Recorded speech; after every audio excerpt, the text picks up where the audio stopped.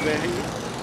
और बाकी ये कि बीइंग सिटीज़न, अच्छे सिटीज़न के हम सबको चाहिए कि इस SOPs का ख्याल रखें और खुद से इस बात को हम इस बात को पहचान करें कि नहीं, हमारे बेनिफिट में, हमारी बेहतरी में कि जितनी जल्दी ये कोविड को हम कंट्रोल करेंगे और वो सिर्फ एहतियात से ही हो और बेस्ट हो जाएगा फिर इंशाल्लाह। बहुत बहुत शुक्रिया। मैं ये कहना चाहूँगा कि हमारी सिंध पुलिस जो है बहुत बेहतरीन काम कर रही है इस वक्त, और ऐसा होना चाहिए कि सिंध की पुलिस की इज्जत ही जब होगी जब ये ऐसा काम करेंगे तो एक और रिस्पेक्ट बढ़ेगी।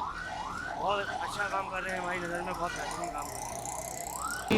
देखते कि भाई लोगों की खिदमत कर रहे हैं, अच्छा ताउन करें लोगों के साथ, ऐसे करना चाहिए हर लोगों। बहुत ऐसा इकदाम कर रहे हैं कि शहरियों को अपनी तरफ से मास्क प्रोवाइड कर रहे हैं, तो ऐसा इकदाम है सिंध पुलिस के लिए, हम इसलिए सलूट पेश करते हैं सिंध पुलिस को।